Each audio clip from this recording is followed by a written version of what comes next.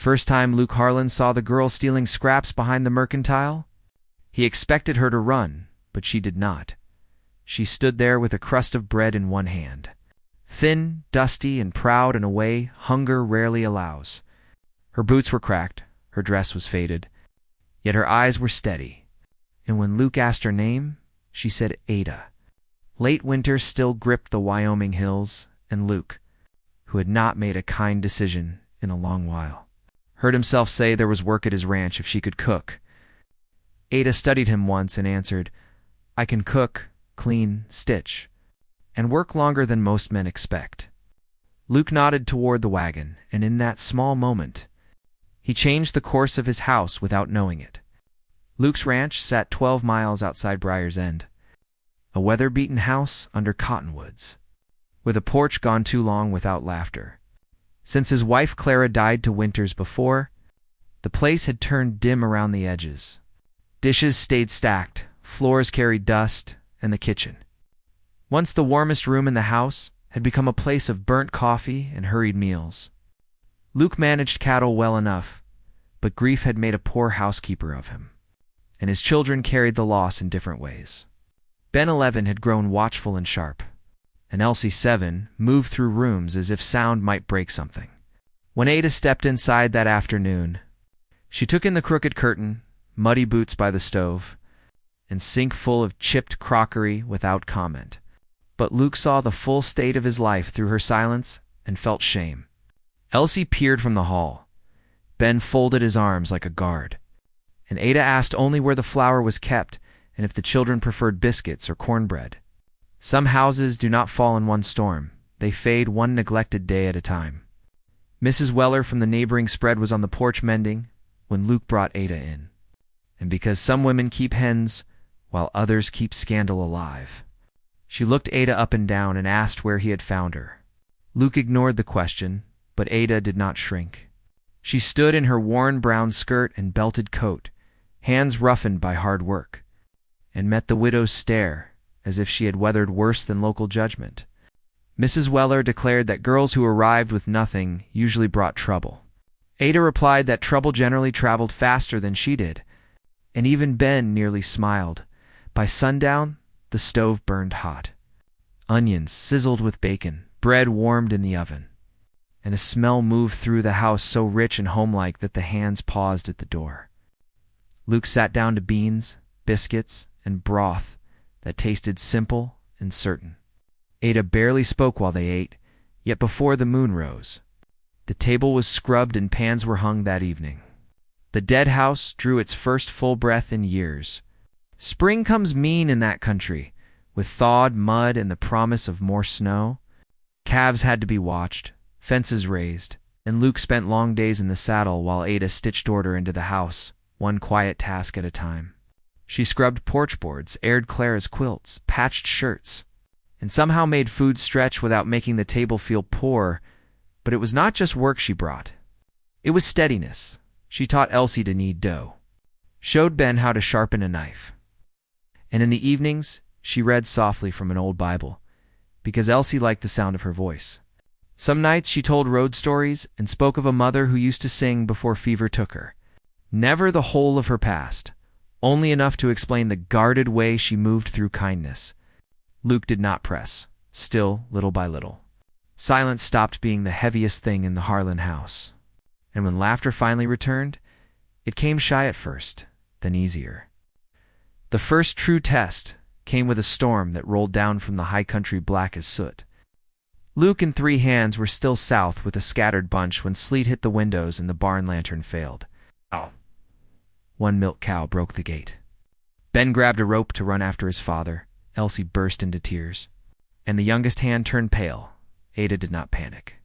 She tied on Clara's old oilskin, told Ben to secure the back shutters, sent the hand to pack hay against the stable door, lifted Elsie onto the table to keep her dry, then went into the storm herself with a lantern tucked beneath her coat when Luke finally rode in near midnight. Soaked through and cursing the sky, he found the stock safe, the children asleep by the stove, coffee hot, and Ada standing in the doorway with sleet shining on her hair. She told him the red Durham nearly drove her through the fence before she turned him. Luke stared at her. Ada only shrugged and said, "A house is no use to a ranch if it stops beating when the weather turns cruel." After that night, even the roughest hands stopped calling her the kitchen girl and started calling her Miss Ada. But gossip does not die easy in a small town, as Ada settled deeper into ranch life. Briar's End began talking harder. Some praised her skill. Others watched with that narrow smile reserved for women who rise above the place assigned to them. Mrs. Weller led the whispering, saying Ada had too much say in a widower's house. That Luke was letting a stranger stand where Clara once stood, the children heard it first in town. Ben came home with blood on his collar from hitting a bigger boy, and Elsie asked over supper whether someone could steal a mother's place just by being kind. The question struck the table like a dropped plate. Luke said nothing, but Ada knelt beside Elsie and told her that love was not a chair one person sat in until another shoved him out. It was larger than that. It made room for memory and mercy at the same time. No one could take Clara from this house. Because the dead do not vanish when the living are loved again, Elsie leaned against Ada's shoulder. And Luke looked away because he knew the woman speaking in his kitchen understood his home better than he did himself. The whispers turned to danger a week later. Luke rode to town for seed and found Deputy Cale Mercer waiting by the livery with a folded complaint signed by 3 townsfolk. It claimed Ada Kane was unfit to live among children and hinted she had worked in a dance hall near Cheyenne under another name. Luke brought the paper home and laid it on the table. Ada read it once, sat down, and for the first time since he had known her, looked truly tired. She told the truth in plain pieces. Yes. After leaving laundry work, she had taken kitchen work in a dance hall. Yes. She had used her mother's maiden name to hide from a man who meant to drag her back. And yes, the owner had planned to sell more than food and music to customers willing to pay. So she ran before that bargain could become her life. When she finished, the room was very still. Ben looked shocked, Elsie only confused, and Luke saw not shame but the cost of surviving without protection. Ada rose and began packing. She said she would leave before dawn because she would not have Clara's house stained by what people believed of her. She had folded 2 dresses and her Bible into a flour sack when Elsie began crying hard enough to shake. Ben planted himself in the doorway. And Luke, who had stared down drought, debt, and a fresh grave without breaking, finally said what fear had kept locked in him for months. He said, "This house is not Clara's because her dishes remain on the shelf. It is Clara's because she filled it with mercy, and if mercy means anything at all, it means no person is only the worst thing the world tried to make of them." Ada stood still, one hand on the sack. Tears brightened her eyes, and Luke kept going.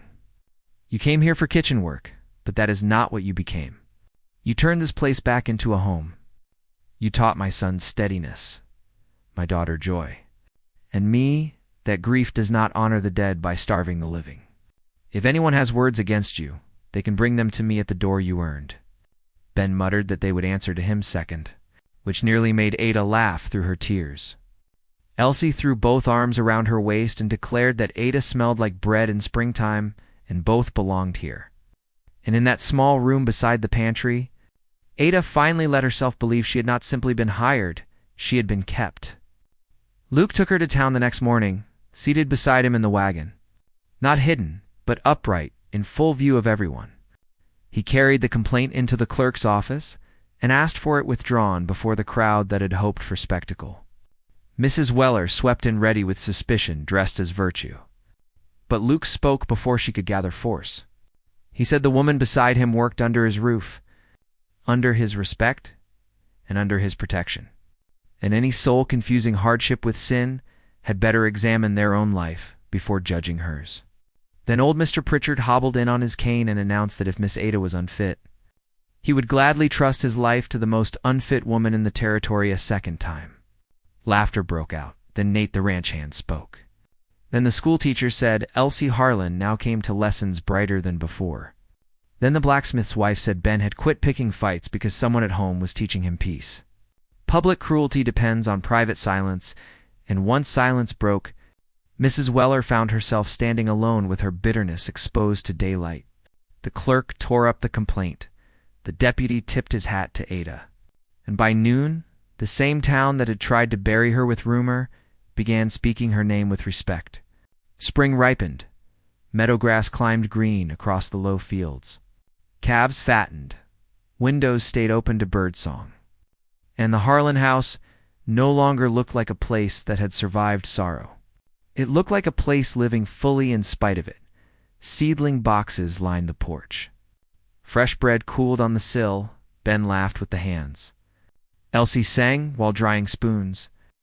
And Luke often found himself standing in doorways for no reason beyond watching Ada move through the kitchen. One evening after supper, with frogs calling down by the creek and the children asleep upstairs, he stood beside her at the sink and told her the truth plain. That he had offered her a job in the kitchen because he thought he was rescuing a hungry stranger. But the truth was the other way round. She had done the rescuing. She had saved his children from growing up inside mourning, saved his house, and saved him from mistaking loneliness for loyalty to the dead. Ada looked at him then, with the first unguarded smile he had ever seen on her face, laid her flour-dusted hand over his. And in that quiet kitchen he understood what the whole ranch had already learned. He had offered her work by the stove, but by spring she had become the heart of the house, and every soul within its walls beat stronger because she stayed.